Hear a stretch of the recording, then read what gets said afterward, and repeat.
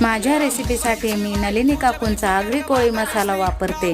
तुम्हालाही वापरायचा असेल, मागवायचा असेल तर स्क्रीनवर नंबर दिलेला आहे, त्या नंबरवर कॉन्टॅक्ट करा। आणि हा मसाला नॉनव्हेज व्हेजसाठी तुम्ही दोन्हीसाठीही वापरू शकता। खूप छान टेस्ट आहे, रंग आहे, घरगुती मसाला आहे आणि घरबसल्याही तुम्ही मागवू शकता आणि केमिकल युक्त आहे।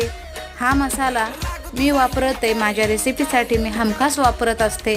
तुम्हीही वापरा आणि तुम्हीही मागवा।